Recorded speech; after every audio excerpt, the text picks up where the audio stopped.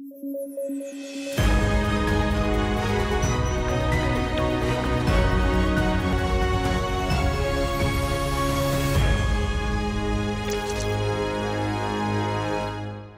Eight 9 programme में आपका स्वागत है। मैं हूं अमृत उपाध्याय। आइए जल्दी से देखें आज के हेडलाइंस।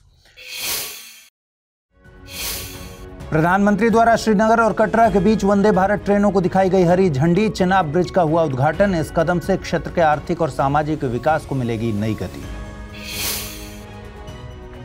मनाई गई महारानी अहिल्याबाई की 300वीं जयंती। अहिल्याबाई को कहा जाता है फिलोसफर क्वीन। कई मंदिरों की संरक्षिका थीं अहिल्याबाई। और भारत बनाएगा खुद का polar research vehicle. Garden rich ship builders and engineers और नॉर्वे की कंपनी कॉन्सबर्ग ओस्लो के बीच हुआ समझौता। भारत के ध्रुवीय इलाकों में मिशन को करेगा सपोर्ट।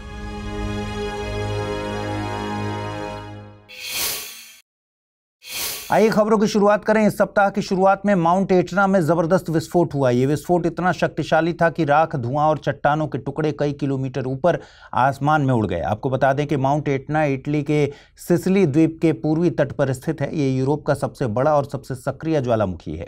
माउंट एटना अफ्रीकी प्लेट और यूरेशियन प्लेट की सीमा पर स्थित है। अफ्रीकी प्लेट का यूरेशियन प्लेट के नीचे सबडक्शन माउंट एटना के ज्वालामुखीय गतिविधि का कारण है।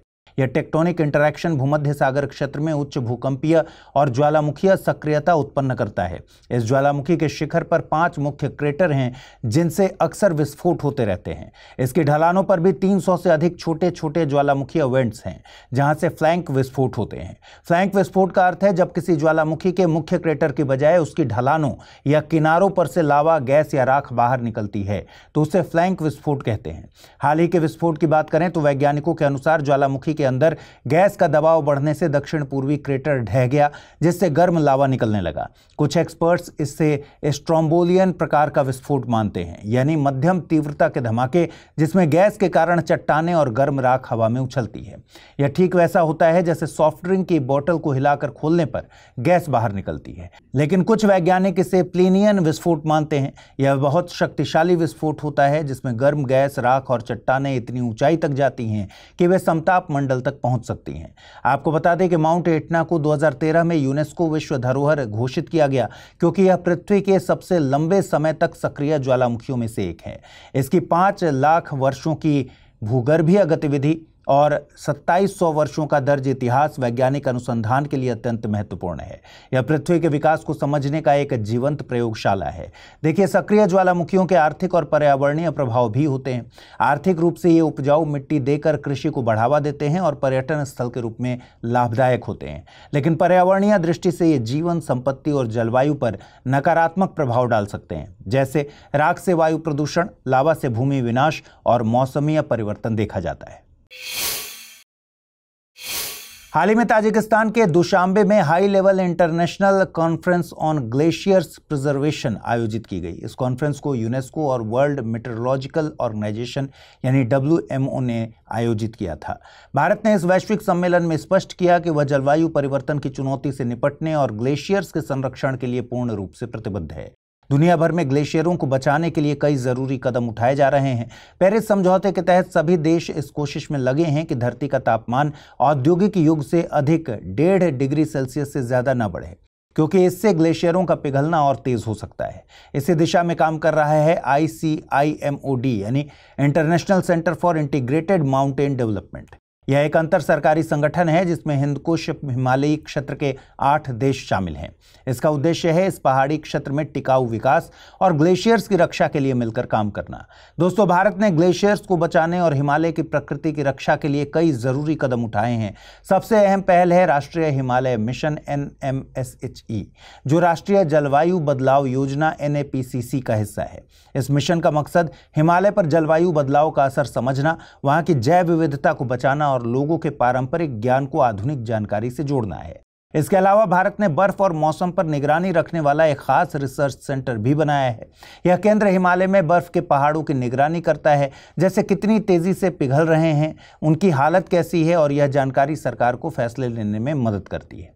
एक और ज़रूरी काम है आपदा से पहले तैयारी करना, खासकर जब ग्लेशियर्स की झीलें अचानक फट जाती हैं, जिसे ग्लोफ कहते हैं। इससे नीचे बसे इलाकों में बाढ़ आ सकती है। इसलिए भारत ने इन झीलों का नक्शा बनाना, खतरे की पहचान करना और समय से चेतावनी देने की व्यवस्था की है। इन सब कोशिशों से साफ है कि भारत न सिर्फ अपने पहाड़ी इलाकों की हिफाजत कर रहा है, बल्कि जलवायु परिवर्तन से लड़ने में भी दुनिया के साथ कदम से कदम मिला रहा है।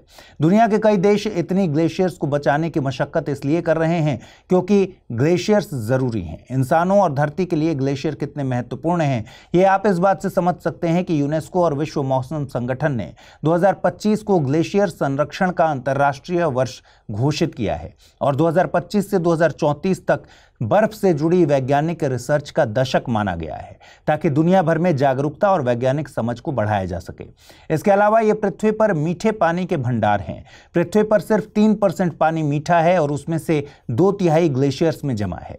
यानी ग्लेशियर्स हमारे पीने और सिंचाई के पानी का अहम स्रोत है। ग्लेशियर नदियों का जीवन स्रोत भी हैं। जैसे हिंदकुश हिमालय क्षेत्र में लगभग 54,000 ग्लेशियर्स हैं जो सिंधु नदी प्रणाली को लगभग 40% पानी प्रदान करते हैं। वहीं ग्लेशियर प्राकृतिक जलवायु रिकॉर्ड भी हैं।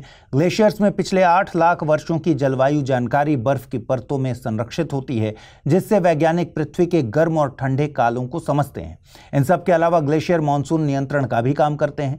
हिमालयी ग्लेशियर्स और हिंद महासागर के बीच तापमान में अंतर होता है, जिससे दक्षिण पश्चिम मानसून खींचकर भारत की ओर आता है। यानी ग्लेशियर मानसून लाने में भी अपनी भूमिका निभाते हैं। केटामाइन नाम की दवा आजकल सुर्खियों में है। न्यूयॉर्क टाइम्स की रिपोर्ट के मुताबिक एलन मस्क ने हाल के वर्षों में भारी मात्रा में केटामाइन नाम की दवा का इस्तेमाल किया। आइए समझते हैं क्या है केटामाइन।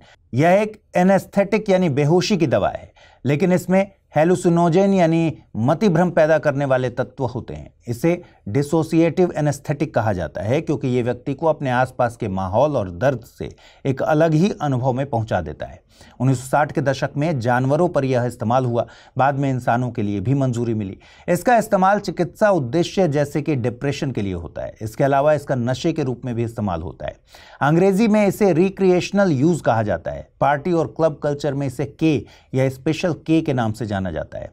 केटामाइन मानसिक रूप से रीबूट जैसा असर देता है, जैसे दिमाग को फिर से चालू कर दिया गया हो।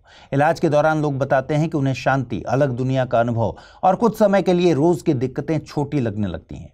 डिप्रेशन की पारंपरिक दवाएं जिससे ब्रेन हिस्से को टारगेट नहीं करती, केटामाइन वहीं पर असर करता है। ज्यादा डोज में व्यक्ति खुद को फ्रीज या फिर सुन्न महसूस कर सकता है। इसे नशे की दुनिया में के होल कहते हैं।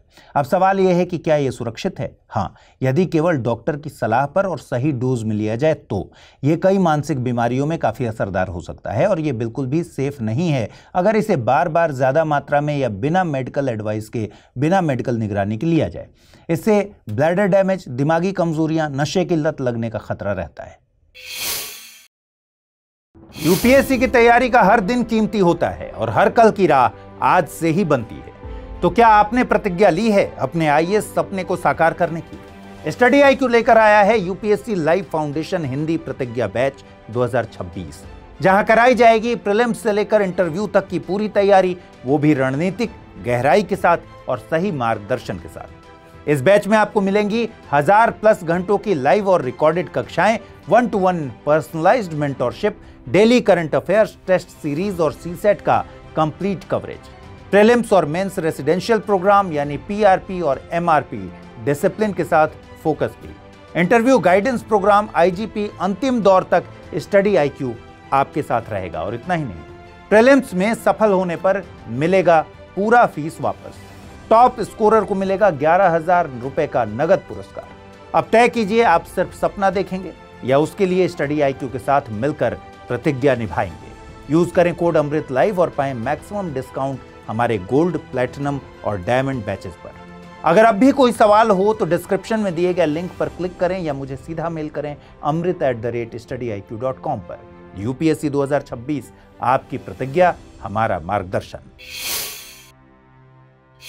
31 मई को महारानी अहिल्याबाई की 300वीं जयंती मनाई गई। आइए जानते हैं अहिल्याबाई क्यों महान थीं और उन्हें क्यों फिलोसोफर क्वीन कहा जाता था। अहिल्याबाई का जन्म 31 मई 1725 को महाराष्ट्र के अहमदनगर जिले के एक छोटे से गांव चोंडी में हुआ था। उनके पिता मंकोजी राव शिंदे गांव के मुखिया थे और उन्होंने ही अहिल्याबाई को पढ़ना लिखना सिखाया था। जब अहिल्या छोटी थीं तब उनकी सादगी और अच्छे स्वभाव से मालवा के शासक मल्हार राव होलकर बहुत प्रभावित हुए। मल्हार राव ने अपने बेटे खंडेराव होलकर से अहिल्याबाई की 1733 में शादी करवा दी।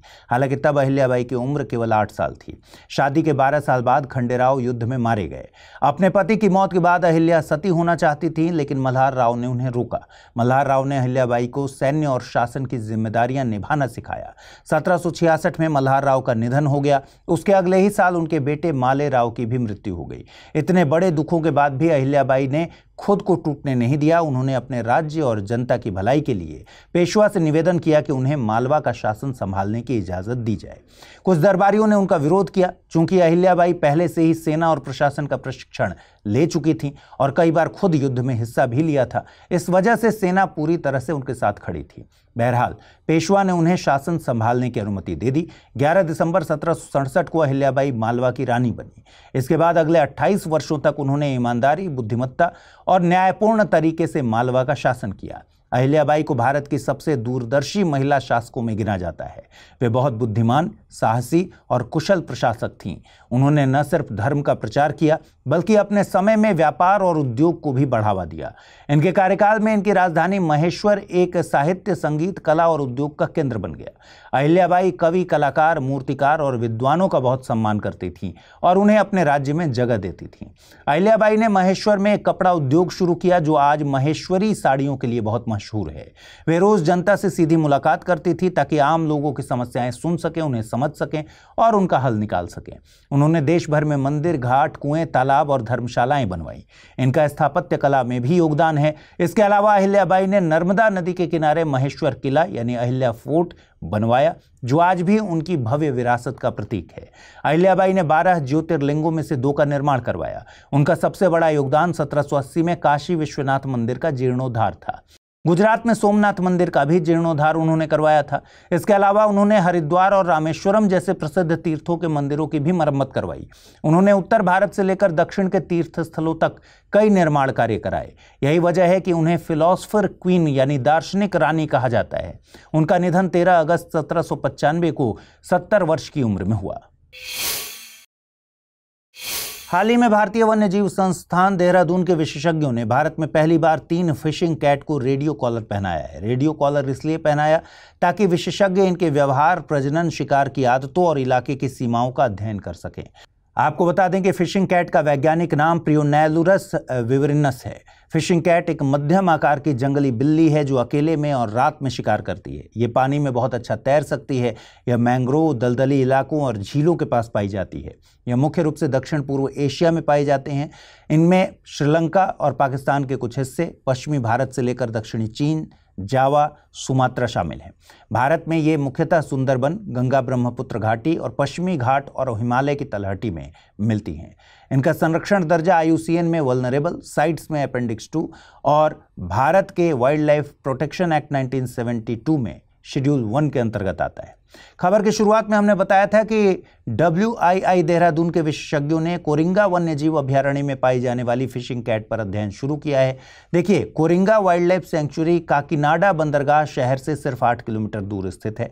यह अभयारण्य काकीनाडा खाड़ी में गौतमी और गोदावरी नदियों की डेल्टा शाखाओं के बीच बसा है। कोरिंगा और गडेरू नदियां तथा उनकी डेल्टा शाखाएं इस क्षेत्र से होकर गुजरती हैं। साथ ही कई अन्य जलधाराएं भी यहां से बहकर बंगाल की खाड़ी में गिरती हैं। यानी ये वाइल्ड लाइफ सेंचुरी एक एस्चुरी का पार्ट है। यहाँ लगभग 40% क्षेत्र समुद्री बैक वाटर है। यहाँ मैंग्रोव वन भी पाए जाते हैं। इनफैक्ट यह भारत का दूसरा सबसे बड़ा मैंग्रोव क्षेत्र है जिसमें राइजोफोरा, एविसेनिया जैसी मैंग्रोव प्रजातियां पाई जाती हैं। यहाँ स्मूथ इंडियन उदबिलाव, फिशिंग कैट और जैकल जैसे संकटग्रस्त जानवर रहते हैं और ये तट ऑलिव रिडले कछुओं का भी प्रजनन स्थल है। यह अभयारण्य अति संकटग्रस्त सफेद पीठ वाले गिद्ध और लंबे चोंच वाले गिद्ध का भी घर है। इधर यूक्रेन ने कर्च ब्रिज पर पानी के नीचे एक बड़ा धमाका किया, जिसकी जिम्मेदारी भी उसने खुद ले ली। यह पुल रूस की मुख्य भूमि को उस क्रीमिया से जोड़ता है जिस पर रूस ने 2014 में कब्जा कर लिया था। इस हमले को रूस यूक्रेन युद्ध के बीच एक बड़ा कदम माना जा रहा है। देखिए, कर्च ब्रिज, जिसे क्रीमियन ब्रिज भी कहते हैं, एक बहुत ही महत्वपूर्ण संरचना है।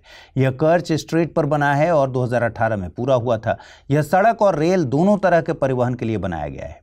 19 किलोमीटर लंबा यह पुल यूरोप का सबसे लंबा पुल माना जाता है।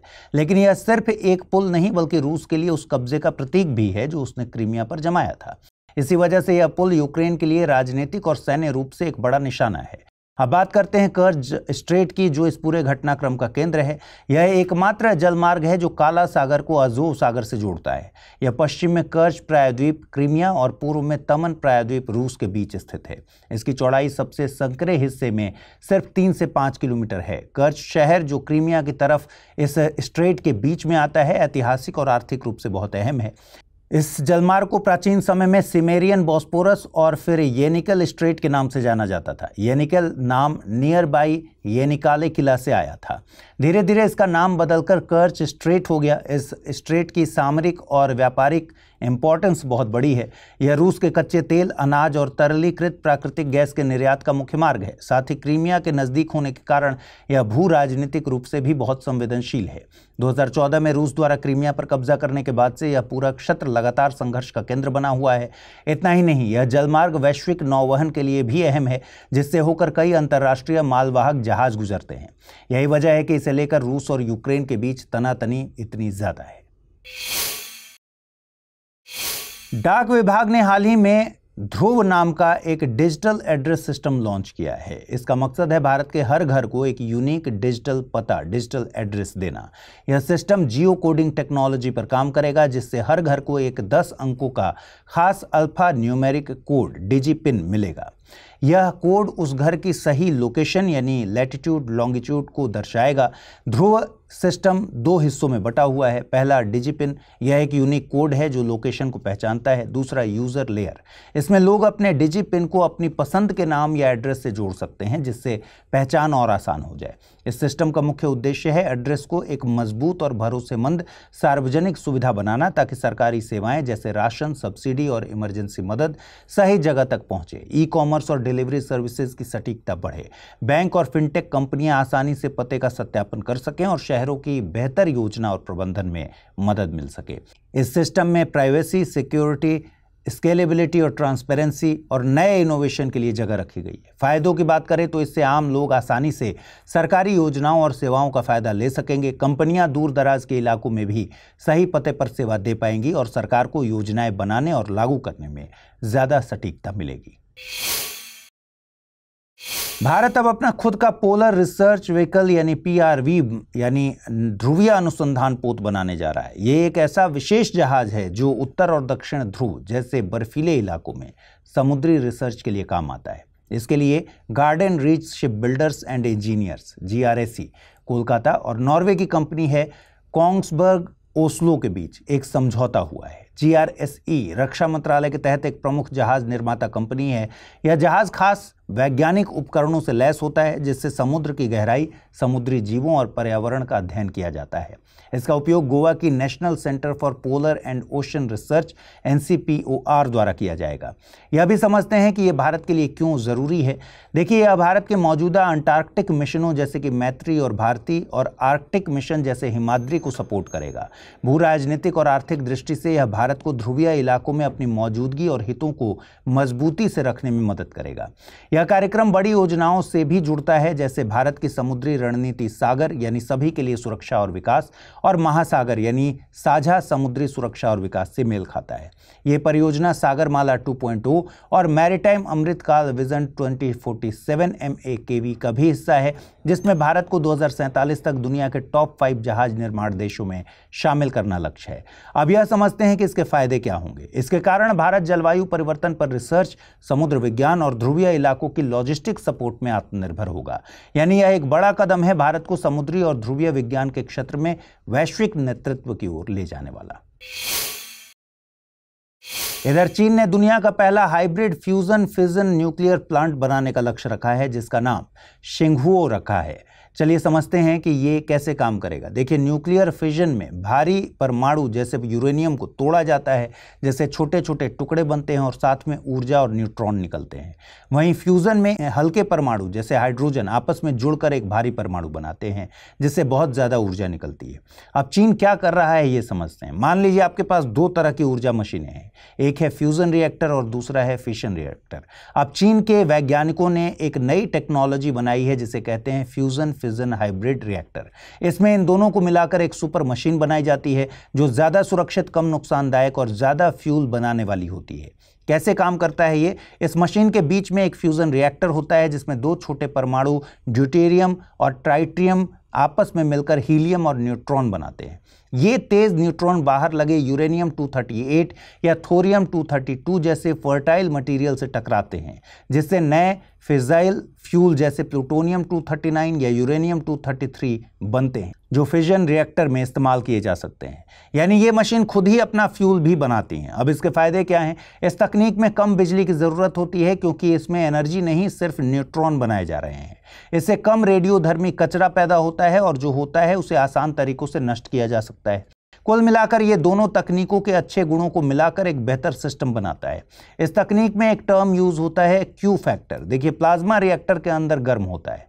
अब क्यू फैक्टर ये बताता है कि प्लाज्मा को गर्म करने में जितनी एनर्जी लगती है और उससे जितनी एनर्जी मिलती है उसका अनुपात क्या है। अगर क्यू फैक्टर 30 है, मतलब जो एनर्जी डाल रहे हैं उससे 30 गुना ज़्यादा मिल रही है।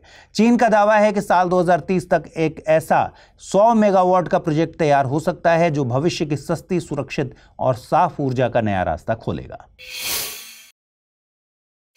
हाल ही में राजस्थान के मेनार और खीचन आर्द्र भूमियों यानी वेटलैंड्स को रामसर साइट घोषित किया गया है। चलिए समझते हैं कि वेटलैंड क्या होती हैं, इनका महत्व क्या है। देखिए, वेटलैंड हर वो जगह होती है जहां पानी और ज़मीन दोनों मिलते हैं, मतलब वहां ज़मीन पर कुछ समय या पूरे साल पानी जमा रहे।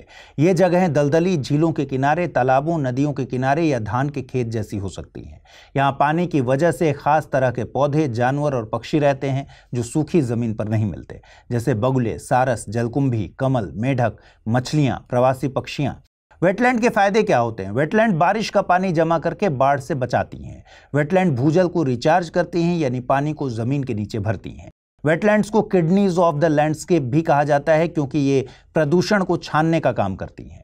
यह पारिस्थितिकी रूप से बेहद महत्वपूर्ण होती हैं क्योंकि यह बहुत से पक्षियों और जानवरों के लिए घर होती हैं। इसके अलावा वेटलैंड्स को बायोलॉजिकल सुपरमार्केट कहा जाता है क्योंकि ये फूड वेब्स का निर्माण करती हैं। वेटलैंड्स के पास रहने वाले लोगों की जीविका बहुत हद तक प्रत्यक्ष या अप्रत्यक्ष रूप से इन पर निर्भर होती है।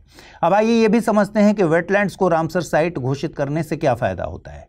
देखिए, रामसर कन्वेंशन एक अंतर्राष्ट्रीय समझौता है जिसका मकसद दुनिया भर की वेटलैंड्स यानी आर्द्र भूमियों और उनके संसाधनों की रक्षा करना और समझदारी से उपयोग करना है। यह समझौता 2 फरवरी 1971 को ईरान के रामसर शहर में हुआ था, इसीलिए इसे रामसर कन्वेंशन कहते हैं। इसी दिन को हर साल वर्ल्ड वेटलैंड्स डे के रूप में मनाया जाता है।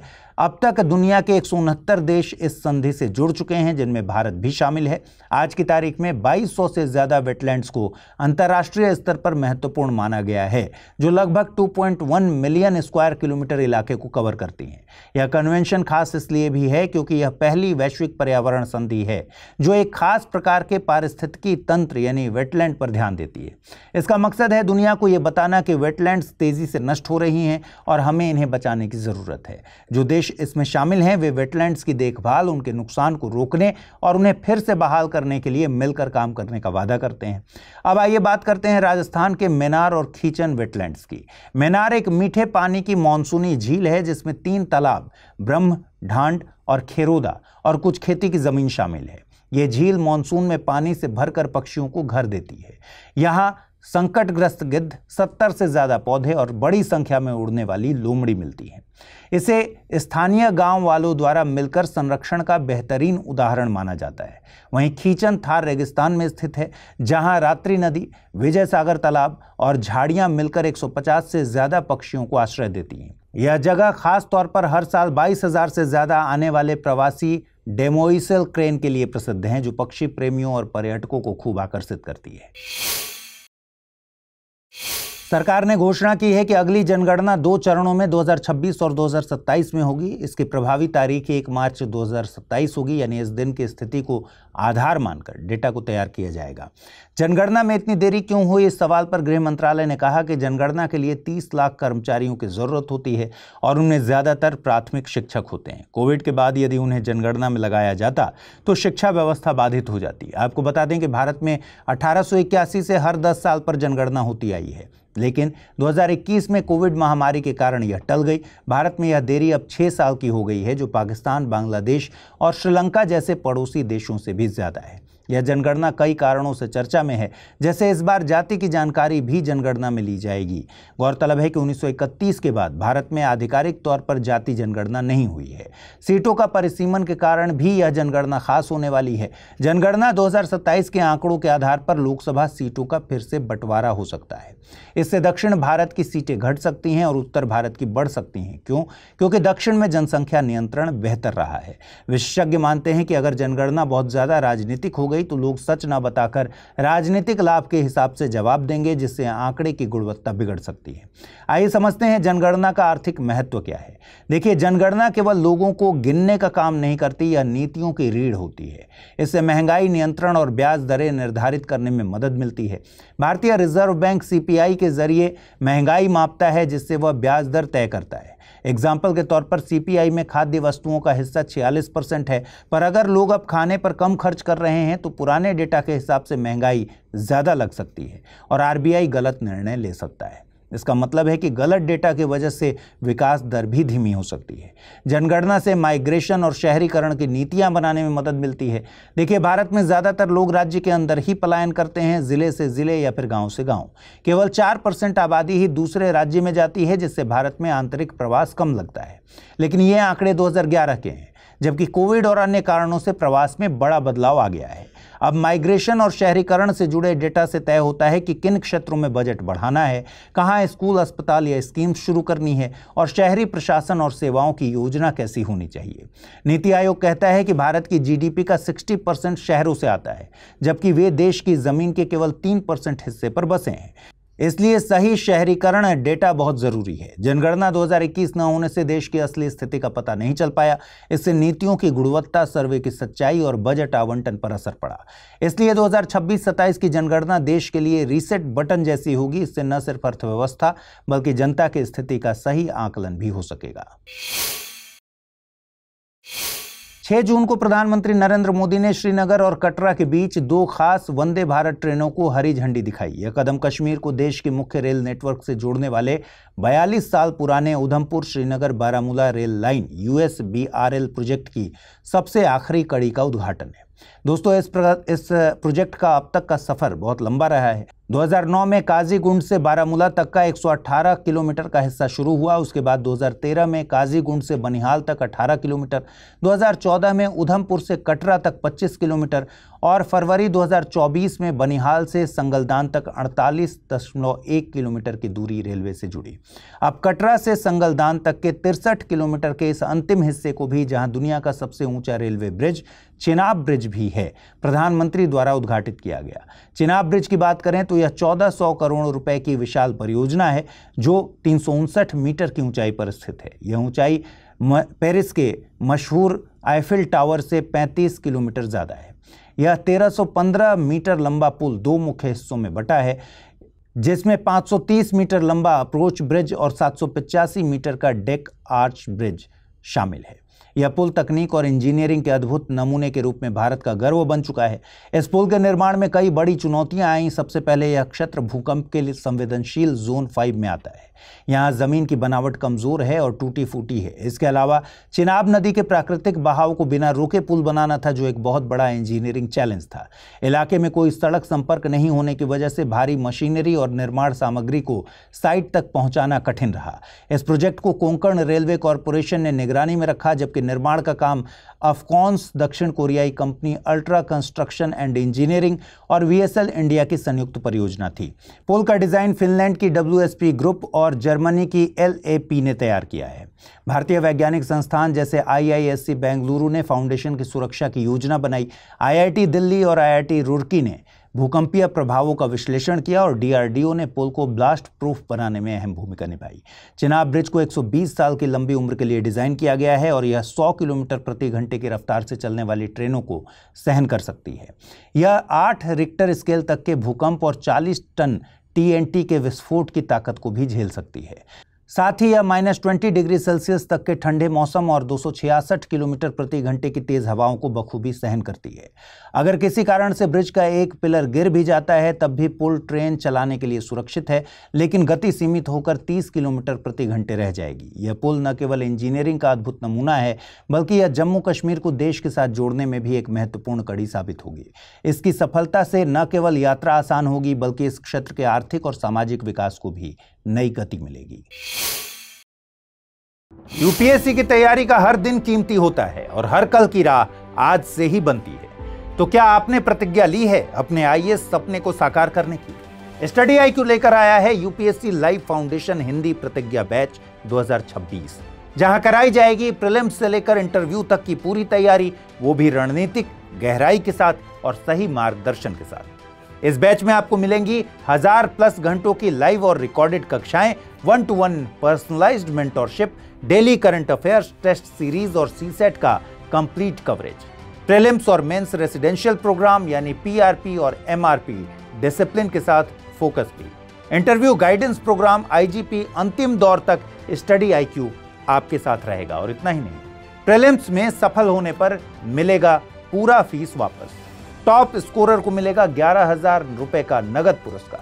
अब तय कीजिए, आप सिर्फ सपना देखेंगे या उसके लिए स्टडी IQ के साथ मिलकर प्रतिज्ञा निभाएंगे। यूज करें कोड अमृत लाइव और पाएं मैक्सिमम डिस्काउंट हमारे गोल्ड, प्लैटिनम और डायमंड बैचेस पर। अगर अब भी कोई सवाल हो तो डिस्क्रिप्शन में दिए गए लिंक पर क्लिक करें या मुझे सीधा मेल करें amrit@studiiq.com पर। यूपीएससी 2026, आपकी प्रतिज्ञा, हमारा मार्गदर्शन। आइए जल्दी से देखते हैं आज के बुलेटिन पर आधारित सवाल। पहला सवाल है, हाल ही में समाचारों में रहा माउंट एटना निम्नलिखित में से किन कारणों से महत्वपूर्ण है? यह यूरोप का सबसे सक्रिय और सबसे बड़ा ज्वालामुखी है। यह अफ्रीकी और यूरेशियन प्लेटों के सबडक्शन जोन पर स्थित है। इसका हालिया विस्फोट प्लीनियन और स्ट्रोम्बोलियन दोनों प्रकार के ज्वालामुखीय लक्षण दर्शाता है। यह संयुक्त राष्ट्र के सेंटर फॉर वॉल्केनिक रिसर्च द्वारा नियंत्रित किया जाता है। कूट का प्रयोग कर सही उत्तर देना है, केवल 1, 2 और 3, केवल 1 और 4, केवल 2 और 3 या फिर सभी 1, 2, 3 और 4। अगला प्रश्न है, हाल ही में ताजिकिस्तान के दुशांबे में आयोजित high level international conference on glaciers preservation से जुड़े निम्नलिखित कथनों पर विचार करें। इस सम्मेलन का आयोजन यूनेस्को और WMO द्वारा किया गया था।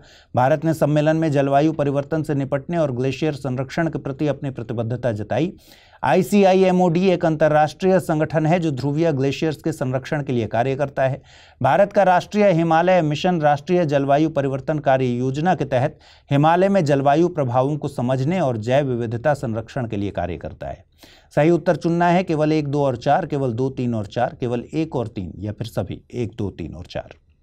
अगला प्रश्न है, महारानी अहिल्याबाई होलकर के बारे में निम्नलिखित कथनों पर विचार कीजिए। अहिल्याबाई का जन्म महाराष्ट्र के चोंडी गांव में हुआ था। उन्होंने काशी विश्वनाथ और सोमनाथ मंदिरों का जीर्णोद्धार कराया। वे सती होना चाहती थी, परंतु मल्हार राव होलकर ने उन्हें रोका। अहिल्याबाई केवल धार्मिक कार्यों तक सीमित रहीं और उन्होंने किसी उद्योग को प्रोत्साहित नहीं किया। कूट का प्रयोग कर सही उत्तर दीजिए, 1 और 3, 2 और 4, 1, 2 और 3 या फिर सभी। अगला प्रश्न, कोरिंगा वन्य जीव अभयारण्य के बारे में निम्नलिखित में से कौन सा कथन सही है? यह पश्चिमी घाट में स्थित है। यह एक एस्चुरी क्षेत्र है जहां मैंग्रोव वन पाए जाते हैं। यह केवल पक्षियों के संरक्षण के लिए प्रसिद्ध है। यहाँ केवल ताजे पानी की नदियां बहती हैं। कर्च स्ट्रेट किन 2 सागरों को आपस में जोड़ता है? काला सागर और बाल्टिक सागर, अजोव सागर और बाल्टिक सागर, काला सागर और अजोव सागर या फिर भूमध्य सागर और काला सागर। हाल ही में भारत के किस विभाग ने ध्रुव नामक डिजिटल एड्रेस सिस्टम लॉन्च किया जिसका उद्देश्य हर घर को यूनिक डिजिटल पता देना है? नीति आयोग, भारतीय डाक विभाग, गृह मंत्रालय या फिर दूरसंचार विभाग। अगला प्रश्न है, भारत अपना पहला पोलर रिसर्च व्हीकल PRV किस संस्था के सहयोग से बना रहा है? DRDO और HAL, NCPOR और ISRO, GRAC और कॉन्सबर्ग नॉर्वे, L&T और रोल्स रॉयस। अगला सवाल है, निम्नलिखित कथनों पर विचार कीजिए। मेनार आर्द्र भूमि एक मीठे पानी की मानसूनी झील है जिसमें ब्रह्म, ढांड और खेरोदा तालाब शामिल हैं। खींचन आर्द्र भूमि रात्रि नदी, विजय सागर तालाब और रेगिस्तानी झाड़ियों का मिश्रण है जो डेमोइसेल क्रेनों का प्रमुख प्रवास स्थल है। रामसर कन्वेंशन 1972 में ईरान के खुरासान शहर में वेटलैंड्स की रक्षा के लिए शुरू किया गया था। रामसर साइट बनने के बाद संबंधित देश उस वेटलैंड को कानूनी रूप से इको सेंसिटिव जोन घोषित करना अनिवार्य होता है। सही विकल्प का चयन करना है। केवल कथन 1 और 2 सही हैं, केवल कथन 1, 2 और 3 सही हैं, केवल कथन 1 और 3 सही हैं, या फिर सभी कथन सही हैं। तो आज इस बुलेटिन में इतना ही। अगले शनिवार फिर रात 9 बजे आपसे मुलाकात होगी। तब तक के लिए नमस्कार। अगर आप इस बुलेटिन की PDF चाहते हैं, अमृत उपाध्याय 007 टेलीग्राम चैनल पर इसकी PDF उपलब्ध है। पिछले हफ्ते जो सवाल मैंने पूछे थे उनके सही जवाब के साथ आपको छोड़कर जा रहे हैं। अपना ख्याल रखिए, ठीक से पढ़ाई कीजिए। नमस्कार।